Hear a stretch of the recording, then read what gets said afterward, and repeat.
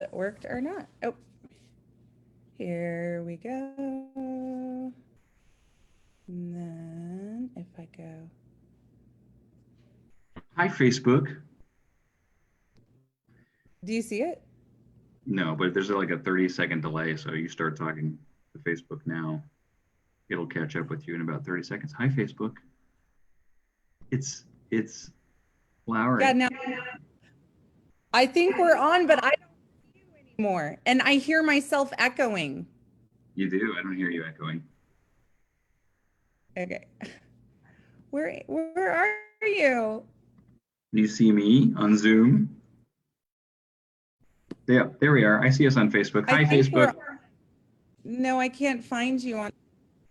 You We're do? on there. I see it. It's happening. Okay. Okay. Hi, everybody. I can't find you, brother, but oh, there you are. Okay. Okay. Okay. We're still on. Hey, everybody. It's Lowry, and I'm here on Zoom with my wonderful, sweet brother, whose name is Jake Minton. Hi, Jake. Hi, everybody.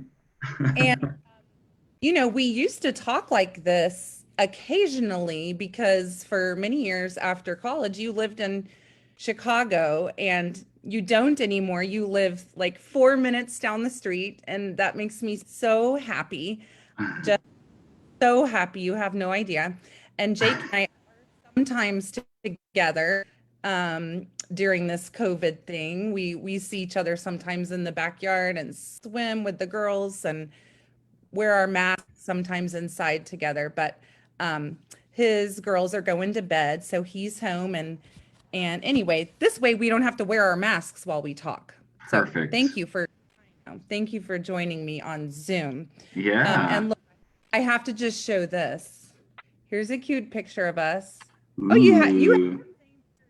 Pick out my this is nice parted hair. this is when you were an actor and playwright in Chicago, and I was always so proud to come see you there. And look, I got this off my wall. So we were cute. I'm older, but Jake is wiser. So that's one of the reasons I'm glad you're here. Lowry is Um, braver. oh no. Okay, yeah. So let me ask that question first. I have lots of questions I want to ask you, but I also want to just turn it over to you Okay. to say whatever you want to say about talking with children about race, because it's something you've done before with your kids and with your students. Sure. Um, but my first question is, you were together with me that weekend. We were all together. It was breaking our first COVID quarantine the last weekend of May, and George Floyd had just been murdered Hmm. before Just like together at a several days at a before. So, yeah, yeah. we were together at a lake house with our parents and our family, and it was our little vacation together. But we kept looking at our phones and checking Facebook, and that was when all the protests were just happening in every city, and we could tell this is huge, this is big, and well, I just want to say that was emotional for all of us. And occasionally when the kids weren't around, we were able to talk about it and process it. And I don't I'm not sure why, but you know this about yourself. People like to come to you to process things. You have friends that call you. You had friends calling you that weekend to help process what was happening because they were feeling pain and I would say hopelessness too, and anger. Um, but it was I'm thankful that I had you there to help talk about it, and mom and dad, you helped all of us talk through it. Can you think of anything? Can you think of what our thoughts were and how you helped us process it then? Um, well, mean, I think we were all struggling to find ways to process, what was happening, and certainly recognizing that like this isn't new, but what feels new this time is there seem to be a lot more people paying attention, and maybe it's because of the way that it happened, in the order that it happened, in the middle of a pandemic where everybody's stuck at home watching the news, and has time to pay attention to things in ways that they haven't, in the middle of a pandemic that's exacerbated some of the problems of race in America already. So we've already been keyed into the fact that unemployment is disproportionately affecting Black people and people of color. Many of our underpaid essential workers are Black people and people of color, and there are medical disparities that disproportionately negatively affect Black people. So we've been, as a nation, I think, starting to see all of that. I mean, it's been visible for a long time, but more eyes on the problem maybe than ever before. So more people were having that conversation. And then remember that thing happened with the Black man who was bird watching in the park, in Central Park, and asked the woman to put her dog on the leash, as she was legally supposed to do, and she threatened his physical safety by way of saying, "I'm going to call the police and tell them that a Black man is threatening me in the park," right? And so we saw that video, and it was just this very, very on the nose, blatant example of a white woman threatening a Black man's physical safety and even his life. And the weapon of choice was, "I'm going to call the police." Something that's happened many times before, but it was just so on the nose. And I think Trevor Noah gave the monologue that week of just this was just so clear. And then we saw the George Floyd tape, and it was also just so clear. There was no question that this was just a murder. Just a callous, careless, uncaring, not careless, but uncaring, intentional lynching, right? So and then everybody was just sitting at home. And so we were processing all that stuff. And I mean, I don't really know if I helped you process it. I don't know how. I just try to. Well, that's the weekend I was thinking to myself, what is mine to do? And you and I both know Tracy Brown. And so I get that phrase from her, and I just love that concept of that's right. This moment, what is mine to do? And I was starting to kind of talk about it a little with you guys. The idea of maybe I'm supposed to do something. And you guys knew that I was on the verge of wanting to enjoy a little more free time after retiring from teaching. So my sense was you were hesitant for me to jump into anything, not just because you were nervous for me and my time, but I think, am I right? You were nervous because I was a white woman. I am a white woman. You were nervous for me to do it. So yeah, what were your thoughts on me starting it? And then as it's come about, what are your thoughts? I mean, I was nervous too, but I didn't know what would happen. And I think that was right. And I was nervous for you because I was like, you are very excited and passionate to do something about this. You want to help in some way, and I can see that your intention is very good and clear, but you're jumping into something that you don't understand yet. And I feel, and where you and I differ is that I like to try to become an expert on something before I make forward motion on it, which usually ends up becoming a process of I just keep going deeper and deeper down the rabbit hole of learning, and I don't ever actually take much forward action.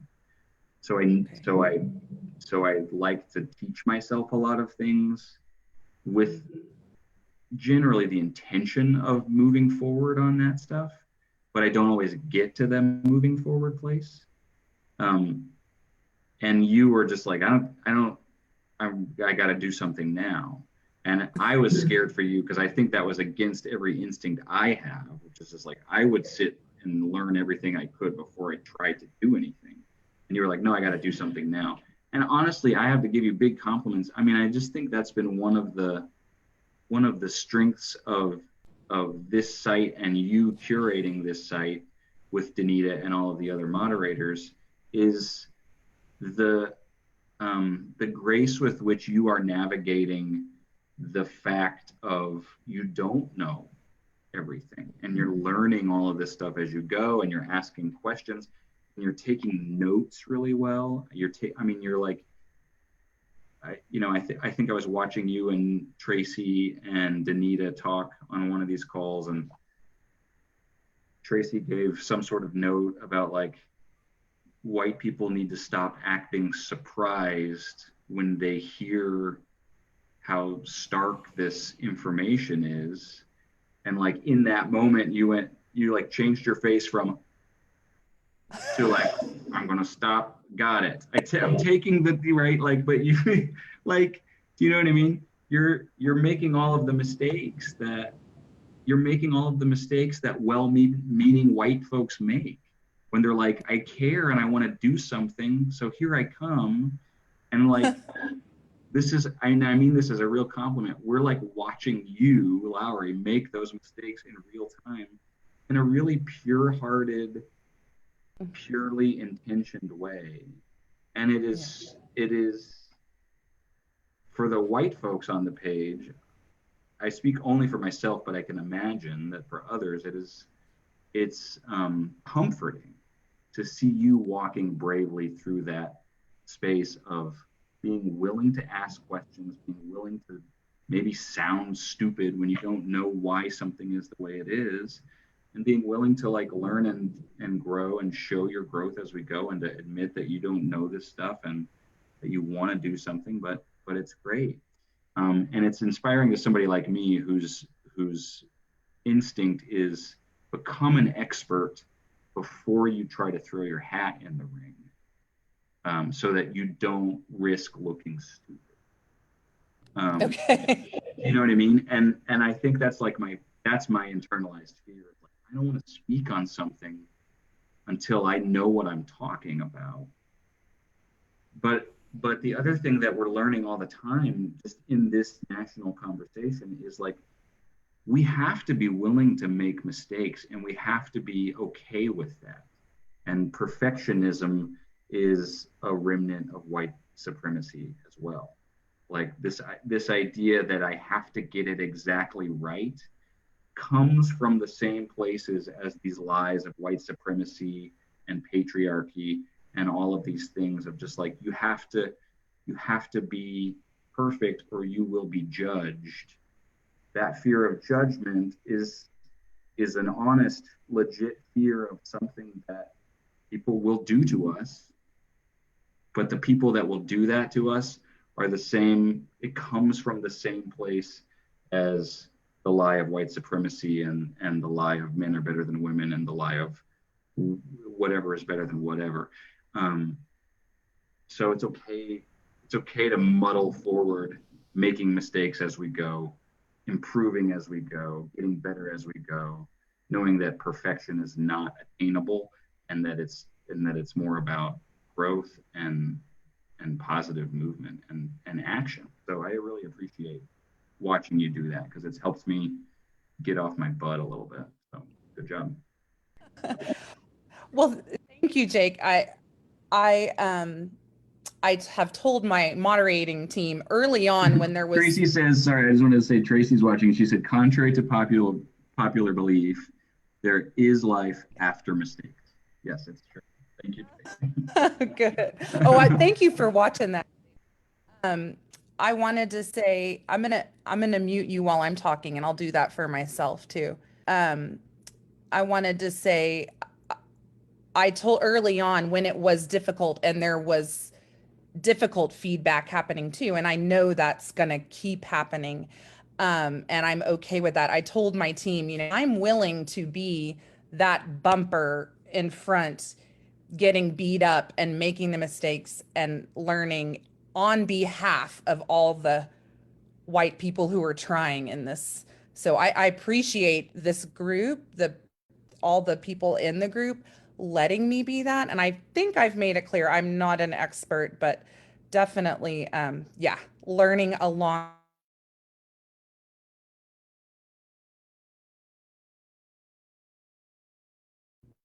Am I muted? No, I am not. About the you.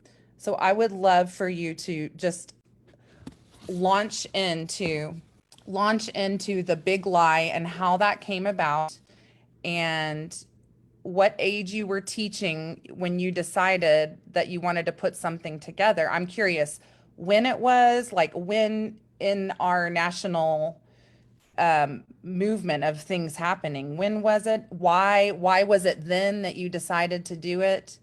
And how did all that all come about? Thank you. Okay. Well, I was, oh, Tracy Brown said something else smart on here. Thanks, Tracy. She said, Black people learn that even when we are right, even when Black people are right, anyone white can say we aren't. So we, Black people, are much less socialized to strive for perfection. Yeah. Yeah. Being gaslighted uh, as a rule by white folks uh, makes you, I guess, feel like perfection isn't the goal because it's not because the rug is going to get pulled out from under you anyway. So yeah, yeah. That's good. Okay, so I decided to teach it to kindergartners because I happened to be a kindergarten teacher at the time, and I decided I wanted to teach it, and it was worth teaching. And if I'd been a second grade teacher or a fifth grade teacher, I would have said, okay, I'm doing it with those kids. But because I was a kindergarten teacher, I was like, well, this is important, and we have a big social studies unit that isn't filled out. We don't really know what we're doing with the social studies unit. So we're a team of 3 kindergarten teachers. And I should say I'm still at the same school, but I teach middle school theater now. But my team, my kindergarten team was awesome. And the woman who replaced me when I moved to the other job this past year is also awesome. It's an awesome team. And so I took the idea, we were talking about social studies idea, and it was in I think it was after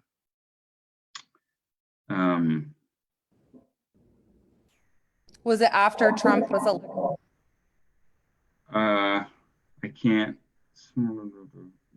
maybe it was I I think maybe think you were starting to talk about it before then. I'm just curious what made you think it's time to do this? Like for me, maybe it was about the same period. It was just everything that was happening during the election. oh well, no, I know what happened.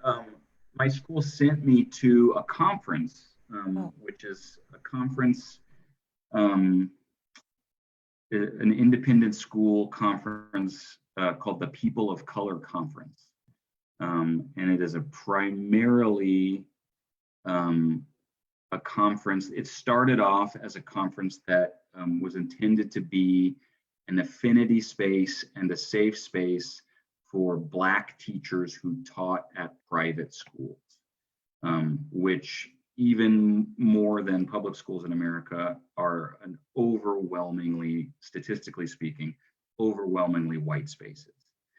So Black teachers and teachers of color um, that teach at private or independent schools typically have, in many cases, find themselves in the situation of being the only fill in the blank at that school, which of course can be an incredibly isolating experience and can come with all sorts of the pitfalls of microaggressions and people just being ignorant, and sometimes people being willfully ignorant, and sometimes people being outright, bigoted.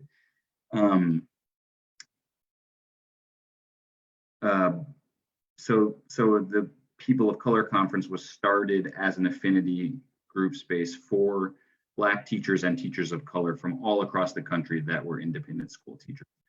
And it grew. Kind of stuck. Huh? So you kind of stuck.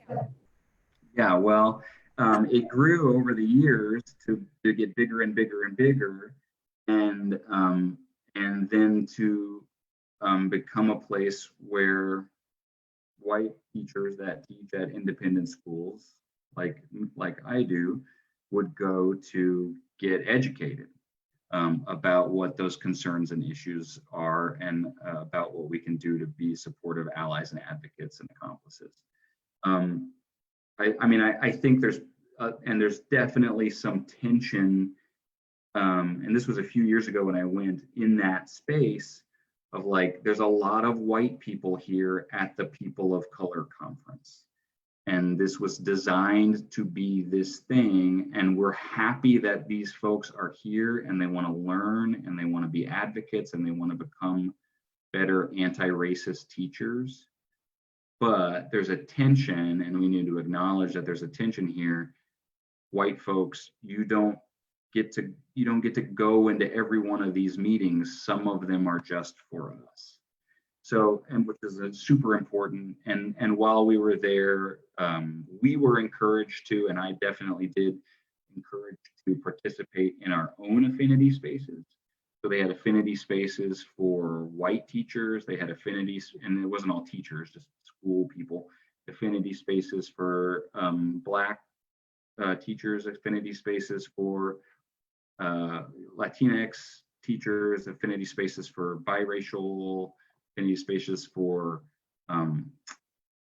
mixed adoption teachers, like teachers that were Black and teachers of color that have been adopted by white families or things like that. So they had lots of great, where there are special concerns, and you just want to share with people who you can relate to about, like, oh man, I am so white and I stepped in it so bad today when I said this thing to this guy, and I feel so bad, and tell me I'm not a bad person. And then the other white people around you say, oh, that was a bonehead move, but I've done it before too. Like things like that. It's important to find moments like that, and it's important, certainly for at the People of Color Conference, for sure, for the Black teachers and the other teachers of color to be able to say, like, we're in a room without any white people in it right now. Let's talk, right? So it was an incredible experience. It was life-changing. I learned so much. I still keep all of the notes from all of the sessions I went to on my thing. And so that was what happened.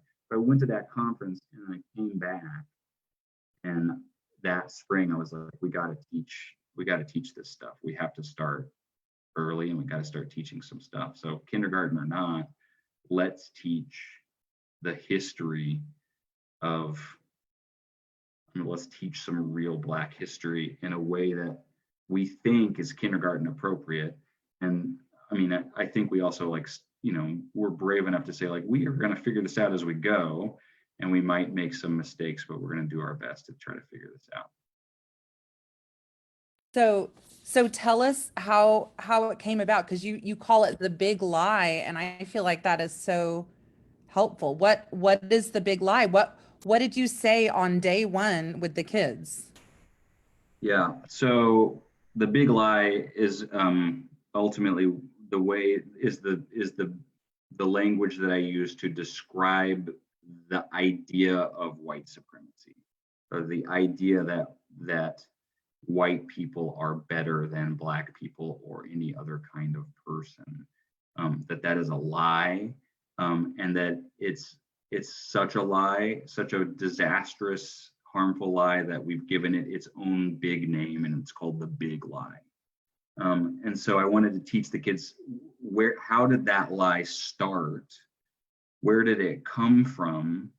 And how was it used to hurt people? And why? What, how did it work? So I think in order and I think this is what we find for ourselves today and for ourselves as adults, and especially when we start to see adults that are just like, I don't get it. I don't get what the problem is.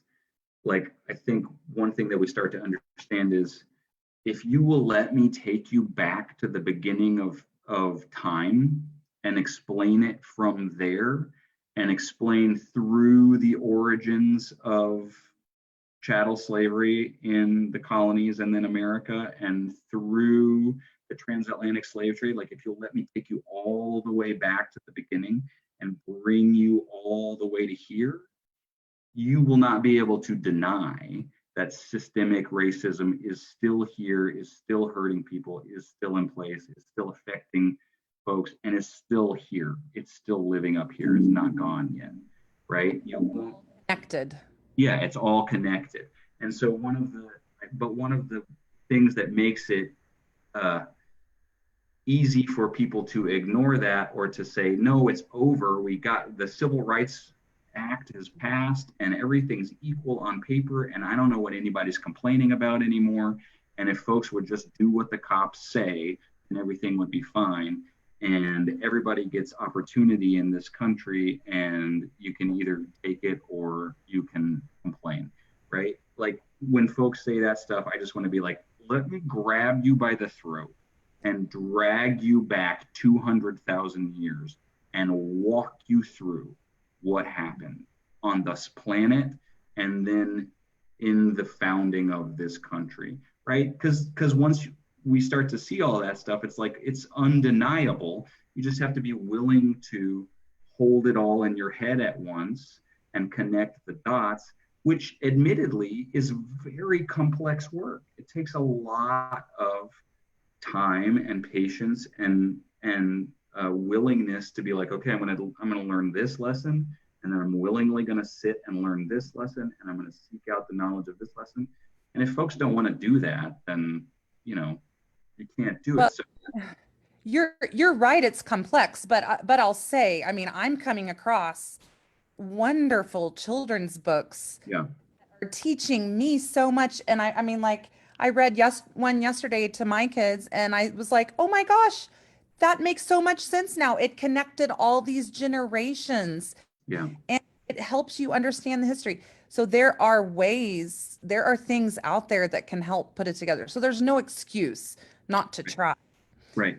And I think you would probably say that, and I just want to tell everyone, your curriculum you put together, as you presented it, might be better for older kids, but take what you can. So don't just think this is for kindergartners. Sure. I definitely don't think it is.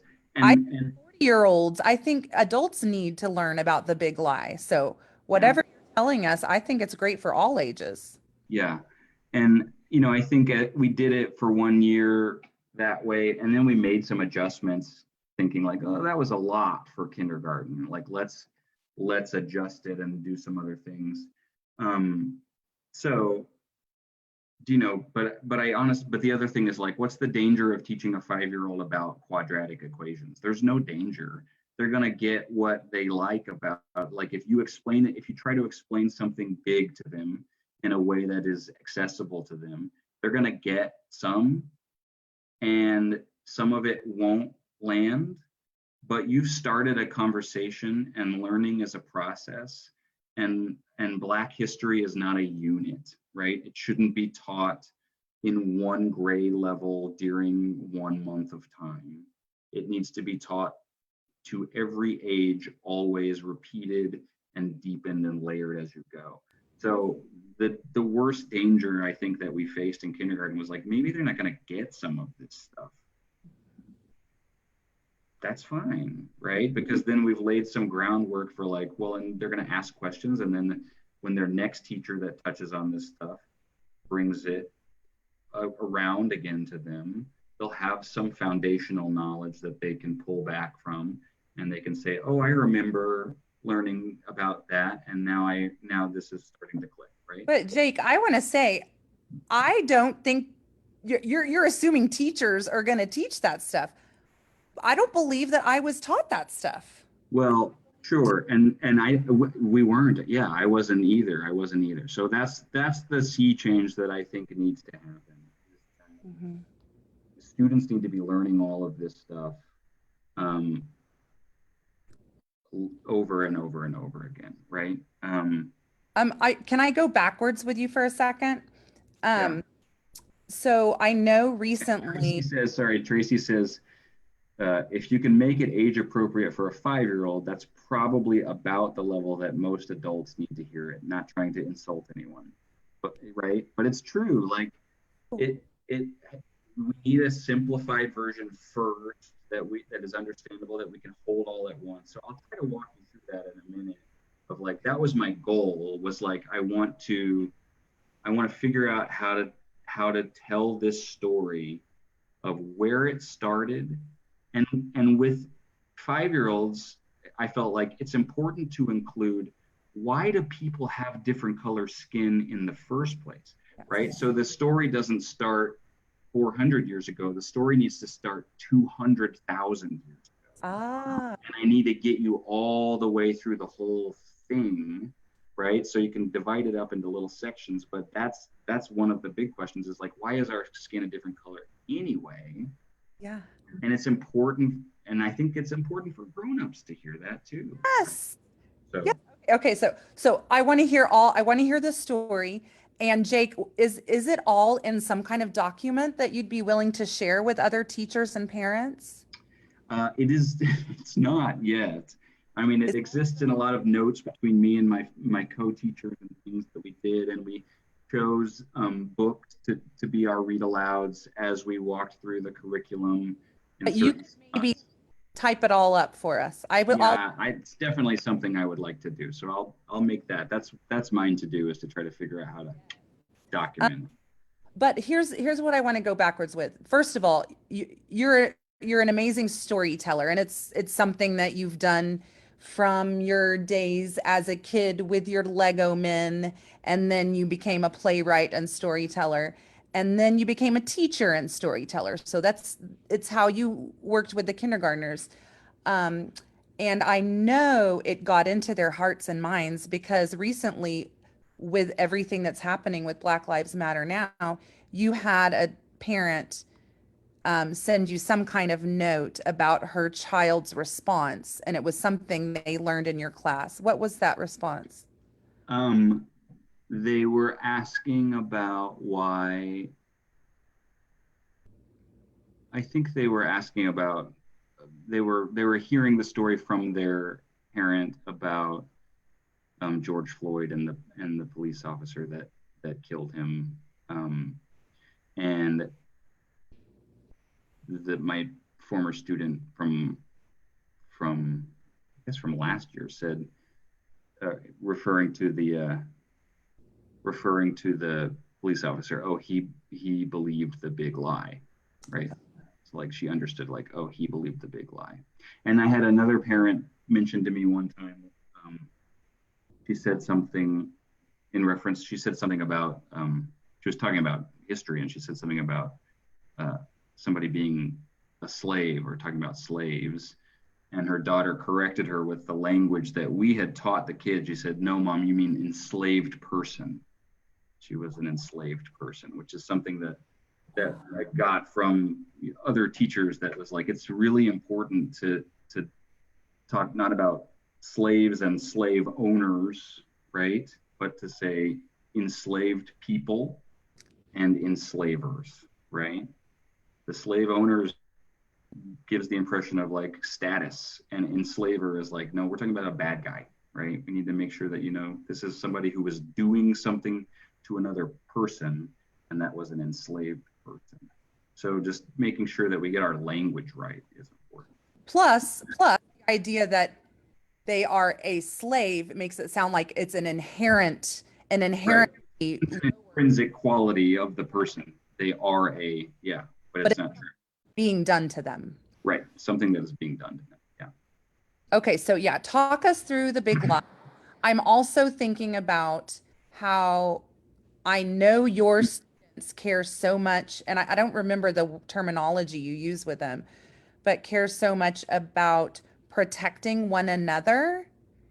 And so I maybe that terminology comes up when you talk about the big lie. And um anyway, I want to, like, I remember, and this is tricky, a little bit off topic, but you and I, obviously, I think it's obvious to probably everyone by now, we're upset, very upset when Trump became our president.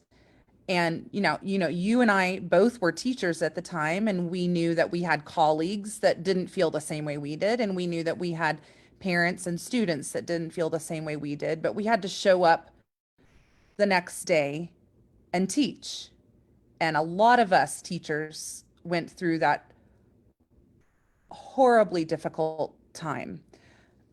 Tracy, you're watching. You were with me the very night before, and we had no idea how things were going to turn out. Um, so I remember you saying something, and I think it helps with this conversation too. A kid asked you if you were sad or something about it, and you said something about how it's our job to stand up for people. Yeah, well, so I mean, I had kids that I knew some of their parents voted for Hillary and some of their parents voted for Trump. And so some of them were excited that day and some of them were very sad that day. And all of them were inheriting their emotions from their parents because all of them were 5 or 6 years old.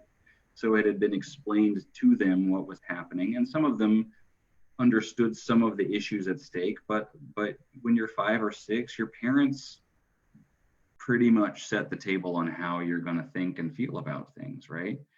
And then that lasts and lasts and lasts. So, and I didn't want to alienate anybody in my class. I love all my little 5-year-old Trump supporters, right? And I love their parents. Like I can love their parents and vote differently than their parents too. And if we get into the nuts and bolts of things and if we happen to have disagreements on human rights issues, then I will stand my ground and I will speak my truth. But I will, I will, so whatever. So it's important to me that all of the students in my class feel safe and loved, right? And so I'm not gonna go political on them, but some of them could see that I was sad. And we talked a little bit, and I also didn't want to lie to them, right? So if they said like in the lead up to the election, they would maybe say things like, well, Donald Trump is mean to women because they'd heard some of the things that he'd said, or they'd heard some of the things like that. And so I would try to reflect back to them what they were saying in a way that confirmed that they were not telling lies or no, you shouldn't say that. It's like, yeah, I've heard some things too that make me feel that way too. And I worry about that a lot. That must make you feel concerned, things like that, right? Um, but I'm not trying to be CNN for them, and I'm not trying to do any of that stuff, right? So the day after the election, some of them were upset, and somebody said, this is terrible. What are we going to do? This is going to be the worst thing ever. And I said, look, every president that has ever existed in this country has done things that are good and things that are bad. Every president ever, including the one that we're about to say goodbye to, has done things that hurt lots of people and things that help lots of people, right? And I think it's really important that we get out of our tribal political bubbles, right? And own, right, that like Barack Obama like hurt people, right? And that's okay to say. It's okay to say that there was a war where innocent people died while Barack Obama was the president, right? It's important that we don't stick to our our politics so hard that we can't challenge what is right and what is wrong, no matter who's in that house and who's in that office. So what I said to them is, every president that's ever been a president has done things that hurt people and things that help people. And our job as grown-ups, this is the grown-ups job, is to, when the president is doing something that helps a lot of people, say, yay, thank you, we like what you're doing, please keep doing more things like that, that's really working. And when the president's doing things that hurt people, say, stop, we need you to stop, and we're going to speak up and call you and send letters and talk to our senators and other people that we vote for and tell them we need this to stop. It's our job to hold you accountable for the things that hurt people and to thank you and to encourage the things that help people. So that's what's going to happen now is with any new president, the grown-ups are going to do our best to hold that person accountable for the things that are hurting and to encourage things that help. And then I went off and cried in the break room. That is so helpful to me again right now. And you said that to me that day. That I went to get a hug from you that day. Yeah. And we cried together and then pulled ourselves together. But yes, that is so helpful. And I just think the whole helpful versus hurtful and right versus wrong is so important for teachers and parents to hold fast to and not be afraid to talk about it that way, Right. because teachers are afraid to get political, but you're right, that is not political. And I just love that. And that's how kids can understand it. Helpful versus hurtful. I'm so glad you said that Right. again. Thank you. Well, and it's like, I mean, it speaks to the thing that Ibram Kendi teaches us, which is like there's no such thing as a race.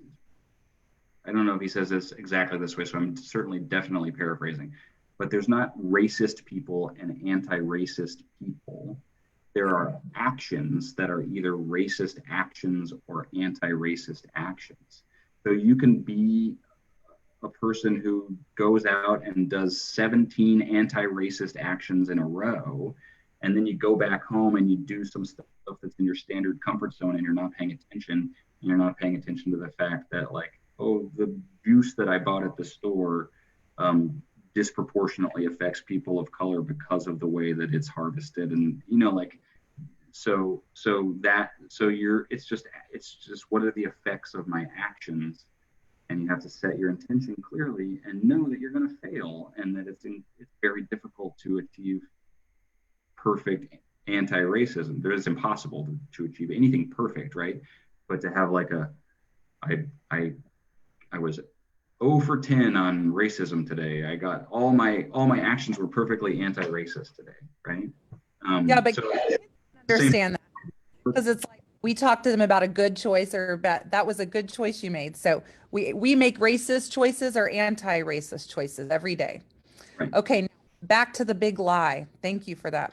Okay, so basically what we try to do is we start, and I have a globe in my hand when I talk to them, but I just talk about my very antique, outdated globe. I was going to say, I think it still has the USSR on it. No, it has Russia. But I remind them, where we live on the globe. And so we find Texas and we point to the United States. And then we try to talk about time. So what we cover in the first lesson is like some geography and some massive expanse of time, and the basic ideas that are in evolution, which is that evolution is change that happens very slowly over many, many, many generations and many, many, many thousands, right? So the way I start the story is by telling them, like, did you ever wonder why there are lots of different colors of skin on people. There's this color skin, and then you know your color skin's a little bit different than my color skin, and so we all look at our skin and we talk about skin and we talk about what that's all about. And we do an individual lesson on melanin, right? So like any of those children's books that cover stuff about skin you're in and melanin, and Bella Hooks has a great book about it, and you've shared them. Yeah, there it is. That just kind of describe like, here's what's happening in your skin, right? And here's why it's different colors. From a very like, this is today, this is the people that you meet in your neighborhood have different colors of skin because we have different amounts of melanin, right? What I wanted to do is try to describe like, how did that happen? And because I'm just definitely a science nerd, I'm just like, I really want the kids to dig this because I dig this. So we would try to start, so we'd say like, the scientists' best information about when the very first people came about and when they first lived and where they first lived tells us here, sort of right here in the center of this giant continent called Africa, where today you have countries that are called Kenya and you know, Somalia and things like that. This is a very old globe. It still says Somaliland on it. It's cool. But right here in Central Africa, right? And that's where the very first humans evolved. And that was about 200,000 years ago. That's a long, long time. That's 200 years ago times 1,000 years, 1,000 times. If you count it to 200 years, 1,000 times, that's 200,000 years ago. And the very first people evolved from other species that weren't quite human beings, but they were starting to get there. They were standing up and walking, and they starting to use tools. And the very first creatures that scientists would agree those were human beings lived here 200,000 years ago. And they lived there for about 150,000 years. They didn't go very far from this spot for about 150,000 years after they first came about. Because, think about it, there weren't any cars, there weren't any airplanes, there weren't any boats, there weren't any spaceships. You couldn't go very far. And if you wanted to go anywhere, you had to walk there, right? And so these folks were learning how to be human beings. They were the very first ones. So they were learning how to catch food and how to kill animals that might be dangerous to them. And they were learning which plants and seeds and things were safe to eat. And they were doing all of this stuff, and they were learning how to be families, and they were learning how to do these things that were very important for humans to learn. They were doing all of that very important learning right here. And you'll notice this line on my globe that goes right here. It's not really there on the Earth. You can't see it. It's invisible, but you can see it on the globe. It's called the equator, and it's the center of the Earth, of the globe, from where the North Pole is up here and the South Pole is down here, the coldest spots. And the center that goes right through the middle is the equator. That's the hottest place to live. So if you live anywhere along the equator on the globe, that's the hottest place to live. And that's because it gets the most sunshine of any other place on the globe. If you go up this way, it gets a little colder and a little bit darker. If you go down this way, it gets a little bit colder and a little bit darker.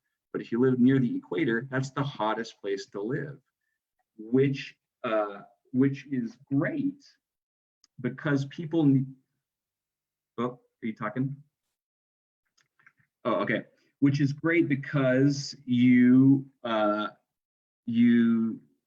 find lots of good healthy food in places where lots of good healthy food grows, where it's hot and warm and lots of good stuff grows. So that's a great place for people to get their start. There's lots of good food there.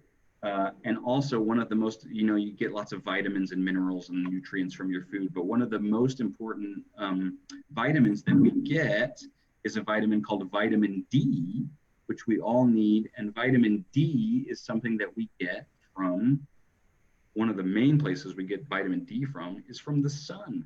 When the sun hits our skin and our eyes, we absorb this vitamin called vitamin D into our bodies, and it helps us stay healthy. So we really, really need vitamin D. And so one of the things scientists tell us is that the earliest humans started to shed their hair off their arms because their skin became more absorbent of vitamin D that way. Their skin started to figure out, oh, I can get more vitamins out of the sun if there's less hair on me. So that was great. They got less hairy, which is why we look like we have smooth skin on our foreheads and on our hands and on our necks and things like that. But what it also meant is there's something bad that we get from the sun too, because we get good vitamin D from the sun, but we get something bad from the sun too. And the kids know, oh yeah, you get a sunburn. I'm like, yeah, you get a sunburn, right? And especially where it's very sunny, you get a sunburn. So the other really smart thing that our skin did on these very, very first people, it started to create its own sunscreen. And that sunscreen is something that's inside all of our bodies, and it's called melanin. And melanin is what you think of anytime you see anything that's brown, any shade of brown on your body, that comes from melanin. So the brown pigment in our skin is melanin. And melanin is nature's sunscreen. It protects us from getting sunburned, which helps us not, stave off things like skin cancer and other things that can make us sick, right? So the first people basically had this perfect skin that was perfectly designed to absorb the correct amount of vitamin D and to protect them with this natural dark sunscreen called melanin from getting burned by the sun. It was the perfect skin for living in that place at that time. It was beautiful the way that it worked. It was just the best kind of skin to have. You got the right amount of vitamins and you didn't get the sunburn. It was great. Well, as I said, people lived here for about 150,000 years after they first developed. And then they started to, their population started to expand and they started to go in different directions. Now, of course, they were walking. They didn't have cars or anything yet. Hi, Ellie. And they were walking. So some of the folks would go this way and some of the folks would go this way. And remember, it takes a long time. So they would maybe say, the way that it worked was like some kid would say, oh, I'm going to move out of my parents' house because I'm tired of living with my parents. And I want me and my family want to go live somewhere else because we don't want to live with my parents anymore. So they would move, maybe over to the next mountain so they could still go visit their parents if they needed to help them or, do things like that. They could still go see them. They could walk back in a day, right? But they would go live over here. And then maybe their kids would say, I'm going to move a little further away from my parents. So it wasn't like they're like, I'm going to walk as far as I can right now, right? It was like, well, we're going to spread out slowly. And my grandchildren are going to live a little further, and their grandchildren are going to live a little further. Their grandkids are going to live a little further. And so over thousands of years, the human population started to not just live here, but to live in more places throughout this continent. And then eventually to start to travel on foot to others that they could walk to. And at that time on the earth, you could walk to every place on the earth. Yeah. They were cycling through ice ages, and we were in the middle of a big ice age, which means a lot of the water was trapped in ice, which means there was less water in the ocean, which means you could walk all the way from what we now know as Russia to what we now know as Alaska. You could walk across this thing that's called the Bering Strait because there was a land bridge there. There was land and you could walk there. So people walked there and people walked everywhere. And that took place over lots of different thousands of years. But guess what happened? When people got out of Africa, now listen, a lot of people stayed in Africa because they thought this is a good place to live and we don't need to go anywhere. This is a great place to live and our skin is perfect for this place and everything's great here and everything's good. But other people wanted to go different places because people are like that. They want to go everywhere. They want to go to different places. So some people ended up further north. Well, guess what they found out thousands of years later when they ended up living up here? It's not as hot up here. It's hotter down here near the equator. But when you get up here, not only does the sun tilt away, the earth tilts away from the sun sometimes, so it doesn't get as much sun. Sometimes it's even cloudier up there. So you get more clouds and you get more rain. It depends on the weather up there. You might not just get as much sun in a day. Well, that was fine. Their skin had all this, beautiful melanin in it, and they had lots of sunscreen in their skin. Then their skin started to figure out, uh-oh, we're not letting the sun in, but guess what? There's not nearly as much sun now. So it's like we're putting on way too much sunscreen, and we don't need all of the sunscreen, which isn't really a problem. It's okay if you put on too much sunscreen. Nobody gets hurt if you put on too much sunscreen, right? Except if that sunscreen is built into your skin, it means that you stop getting that good thing that you need from the sun. Remember what that good thing is that you get from the sun? Vitamin D. So if your skin is blocking all the sun, which is good, except if it's blocking all the vitamin D, because there's not as much sun, then you're going to start to get sick. You're not going to be as healthy, right? So skin of the people that go up to these colder places that don't get as much sun starts to say over generations, you know, somebody's kid, somebody's grandkid, somebody's next kid, the grandkid after that, starts to lose a little bit of the melanin so that their skin can absorb the vitamin D that the sun is giving them through those cloudy skies and that limited amount of sunlight. You can still get some vitamin D out of the sun. That's how you end up with skin that looks like mine, which can absorb a lot of vitamin D. But if I go to one of those places where there's lots of sun, I'm going to get a really bad sun because I don't have enough melanin to protect me from very, very, very sunny places, right?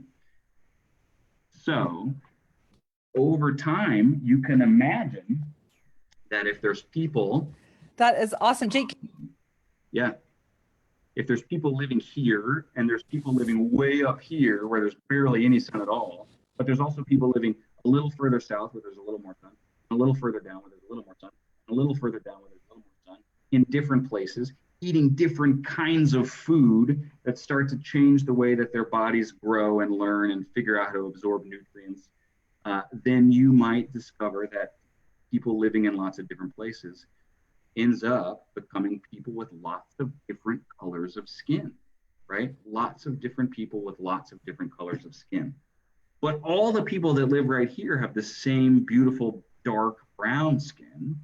And all the people that live up here have this very pale, light colored skin like me, so they can absorb as much vitamin D as possible because they need it to be healthy to live up here. So it's not like there's lots of different colors of people everywhere you go. There's just a kind of person that lives here that has this color skin because this is the right color skin to have if you live in this place. And there's people that have this color skin up here because this is the right color skin to have if you live in this place. Remember, we're still talking over 20,000 years ago, before there were cars or boats or airplanes. And if you wanted to go anywhere, it took forever. And people didn't travel for fun or work or entertainment. They only went as far as they needed to go to get food and shelter and be with their families, which means people stayed put. And if they decided to move, they would move a little further away from their family, but it wouldn't be a very big move. Right? So people are staying put and people are staying and they're having families that all have the same color skin as them because they all live in that same place and they're having babies with people who live in that place. And so everybody who lives there has this color skin, everybody who lives there has this color skin, right? So that's how all of these skin colors came about all over the world. And it took basically 170,000 years for all of those skin colors to come out the way that they did. It took a long time. Well, then that's kind of part one, right? That's how we get this skin color thing. So then we talk about. So Uncle Jake, I learned from that. No one ever talked me through it that way before. I mean, only recently have I even got pieces of that. So that was fabulous. And would that Say again?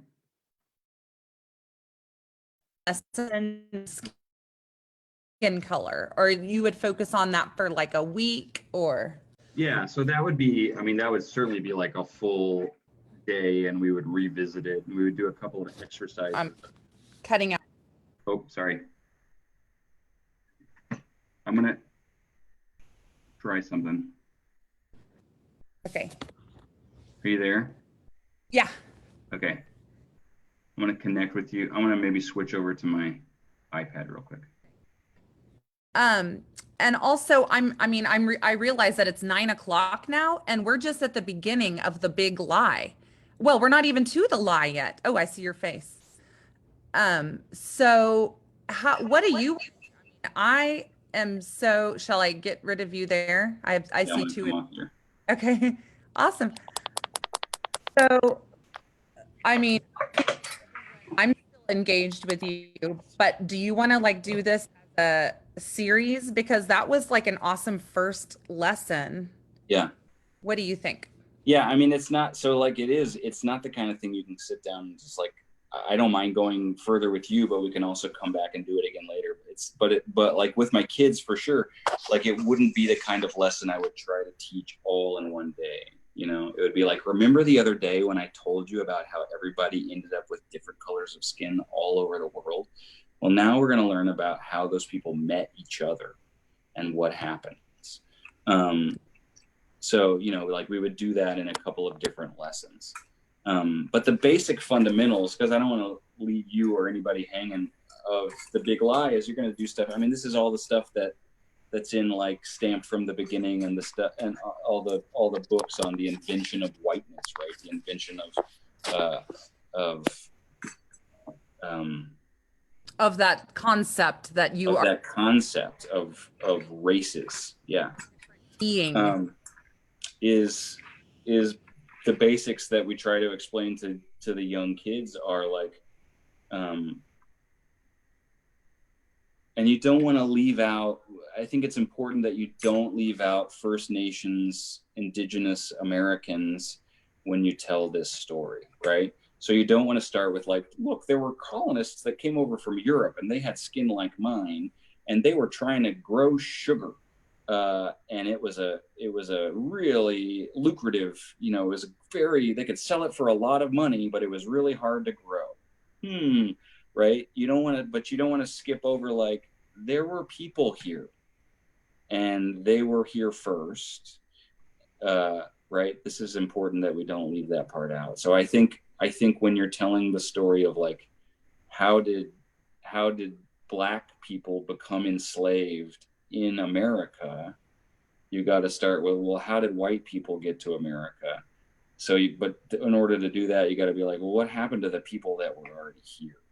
Yeah. So even though we're telling the story of Black history, it's like important to say there were folks. So this is why I talk about the Bering Strait. I'm like, remember those people that I said they walked all the way across this thing and now it's water, you couldn't walk across it anymore, and then they lived all over the place, and I name as many tribes as I can think of the names of their nations. I was like, you know, there were Lakota people and Chippewa and Kickapoo and Choctaw and Cherokee and you know, all kinds of different nations, different cultures of people living all, some lived here, some lived here, some lived here, some were farmers, some were hunters, some did both, some lived in big buildings, some lived in teepees so that they could pack them up really fast and follow the buffalo because they wanted to eat, you know, they hunted the buffalo and used them, and so they needed to live in a kind of a house that they could grab and pack up very quickly.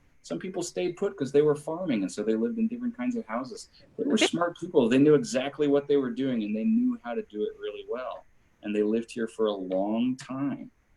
And then some folks that have my color skin came from this part of the world called Europe, and they came on boats, and they had things called guns, and they came over here and ended up killing a lot of these people for many different reasons. One of the reasons is that they thought they were better than those people. They thought that because they had guns and they had big boats and they had fancy shoes and these people lived differently, but these people knew exactly what they were doing, and they knew exactly how to live right here. They knew the perfect way to live right here. And when these people came from somewhere else, thinking that they knew better than the people who had been living here for a long time, it got very dangerous for everybody. And the people with the guns were able to kill more people than the people without the guns. Doesn't that make sense? So that's something that happened. And I try not to like minimize it or skip over it. And I want to say, like, I want to go back and we're going to talk a lot about these people that lived here, because this is a really important story to know too. And those people still exist, and it's important to still learn from them. But a lot of them are gone. And how does that tie into the big lie? And those people with this skin color thought that Yeah, their way was better, and that was a lie. yeah. And so the lie that I talk about there, and I don't get into skin color an entire amount, like a giant amount right there, because I don't think that's exactly, I mean, I'm sure it happened all over the place in all different kinds of places, right? But that's not the moment I'm trying to pinpoint to them as the invention of the big lie about color, one color being better than the other. So the lie that I would tell them there is like, they believed they knew better because they had some things that these people didn't have. But what they didn't realize is that these people had lots of things that they didn't have. And these people had lots of knowledge and wisdom that they'd fought for many hundreds and thousands of years. They knew how to live here. And the lie that these people believed, because they had boats and guns and some fancy things like that, because they had that fancy stuff, they believed that they were smarter too. And they believed that they knew better. But it's not true. People live differently in different places, and that's okay. And you need to learn from the people that know what they're doing, that have lived there for a long time, right? So the lie that I tried to teach them about that was like, you ain't better because you got more stuff, right? There's so much good stuff. Okay.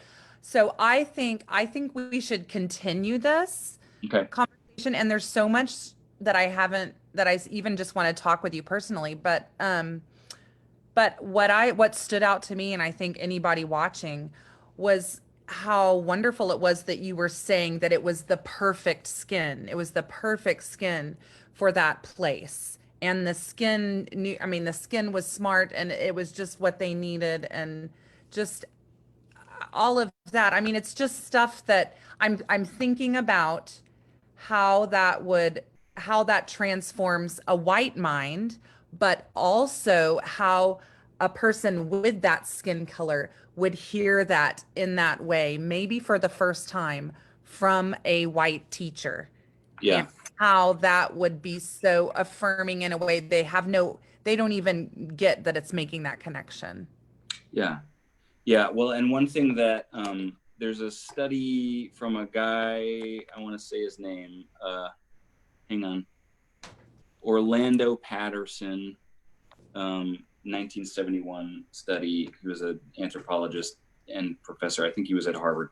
And we're going to wrap it up here. But he said he did a big study, and in his findings, kind of pointed to the two lenses through which you can teach Black history. And one is the catastrophic lens. Let's name all of the terrible things that were done to these people. Okay. And one is the survivalist lens. Let's look at how these people overcame that catastrophe and fought the odds and survived. Let's look at the survivors. And a combination of lenses is certainly necessary. But what he discovered in his study was that white students respond more to learning through the catastrophic lens. What was done to these people? Look how unfair this was. And that Black students really need a big dose of the survivalist lens, which points out, like, these people exercised their agency, and you also have agency, right? Which is important. And so, but it's also important in that conversation about perfect skin and things like that, right? And how And I think it's important to just let to just say that the scientific truth of like, look, the first people were right here in Africa and they were black, right? And we are all descendants of them, and their skin was perfect, and we've all come from that. And our skin changed to this color, Wow. not because this is a better color, but because we were getting sick and dying because we needed our skin to do something different because we went to this cold place, right?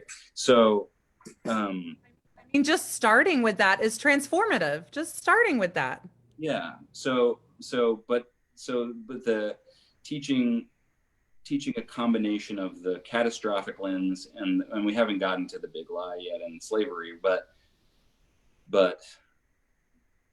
I thought this was fundamentally important to understand as a teacher, and I think as a parent this is important too, that white kids respond to learning about Black history through the lens of catastrophe, through the lens of injustice. And it's important for them to hear those survival stories too. And it's really important for Black students to hear those survival stories, because those are stories that can connect me as a Black student, as a Black young person, to my own sense of agency by identifying with somebody like Harriet Tubman or Frederick Douglass, or somebody who beat the odds, right? But it's really important for white folks not to hear those stories too much. Yeah. And feel like, well, all of these people got out, so that's the narrative of slavery that I'm internalizing, is people escaped from slavery when they decided they didn't like it anymore, right? It's like, no, that's not what happened, right? Millions and millions and millions and millions, right? That plays into the false white narrative that everything's okay, and now we can celebrate our Black heroes 1 month a year. Right. We don't ever have to talk about the big sin of our Right. that our country is founded on. And it ties into that modern day white narrative of like, well, let's look at Black exceptionalism and examples of people who are millionaires and billionaires, and let's talk about Oprah, and let's talk about Michael Jordan, and let's talk about Barack Obama, right? There's not a problem in this country because look at these three people that I just named, right? So if we teach too much, and now we're going back to slavery, but if we teach slavery through a survivalist lens to white students and white adults, we risk oversimplifying how simple it was to get out of slavery, right? It wasn't, for millions, it was not a possibility. Yeah. Ever. So it's important, and it's really important not to oversimplify. And I know we're talking about teaching 6-year-olds, but like, it's important to like balance all of that stuff carefully, and to pause when you're losing them, and to make sure that you're not going to places that they can't follow you, and that they're going to get too confused. But so you got to spend a lot of time on it. So like with my own kids, we like, Lincoln is our 5-year-old daughter, and I can tell when she's checking out. So like when we're talking about stuff, I can tell like she's done. She finished 2 minutes ago. I'm going to stop, and we'll come back to this another day, but we will come back to this, when she's got a little bit more energy. We're not going to just be like, oh, well, I tried to have a 10-minute conversation with her and she checked out after about 8 minutes. So we gave it a shot. We tried to cover Black history. I'll let our teachers take over from here. No, we got to come back around, right? So. Well, and Jake, I think, okay, yeah, I can't wait to talk to you again. I'm sure everybody is excited too for the continuation of the big lie. Yeah. Well, and what I would tell my kids too is I would say, like, because I knew this would be a multi-day process, so I'll do this with you. I would say, guys, we haven't even gotten to the big lie yet. Do you think you know what the big lie is gonna be? Oh man. I tell you, when I teach you about it, you're gonna be angry, and you might be sad, and you're gonna be so frustrated, but I can't tell you about it today because we're out of time. But I promise I will tell you what the big lie is next time. Oh, I love it. I love it. That's so So then good. they would come in like the next day. They'd be like, "Are you going to tell us about the big lie today? You're going to tell us about the big," because they really wanted to know, Okay, and I know we'll also get to, I mean, because there are heroes in this story too, and that's a big part of your storytelling and how we can all help each other. And also, I do want to hear more about how you've talked to your own kids about it and how you get through or get over being a white man doing it and why you think that's important. I think your TEDx talk from that you did about gender and seeing students seeing windows and mirrors of different genders roles in teachers um, plays so well with this too. And so the windows and mirrors and why we need more black teachers too. There's just so much that we can talk about. So thank you, brother. We will set a date. right? Okay. And also, it brings me back to one more thing I wanted to say at the beginning of our conversation, we talked about how you don't have to be an expert. You don't have to be perfect to have the conversation. So I think Yeah. that is like the biggest lesson for teachers and parents is that if you haven't started the conversation yet, this fall is time to start the conversation, no matter what age and stage your kids are at, no matter what age and stage you as an anti-racist and teacher or parent are. Yeah. Yeah. And it's important to normalize the event of receiving a question from a kid and saying, "Ooh, I don't know the answer to that, but let me find out for you. Let's find that out." And if we don't have time to find out right now, I'm going to put it on the list of things we're going to find out this week, and we're going to find that out, so that I can help answer that question, but I don't know right now, right? Or to come back in the next day and be like, "I told you something that I thought that I knew, and then I was reading more about it, and I told you something that was wrong, and I want to fix my mistake." Yeah. That's important too. Well, you are awesome. And I'll talk to you soon and we'll go back and look at the comments and answer some more questions, but we will do this at least one more time to finish, go to our next piece of the big lie. But also, I want to just at some point talk about why did we grow up to care about this? I'm just curious. We've never even discussed it that much. So we'll get into that sometime too. But I love you. I love you too. And thank you, everybody, for watching. Have a good night. Thank you, Oh, Jake. Tracy hung in with us the whole time. Oh, Tracy. Tracy, Something you're the best. We're very honored to be in the same space as you. Thanks for I everything. know. Brave space. Bye, Tracy. Bye, Bye, Jake. Love everyone. you.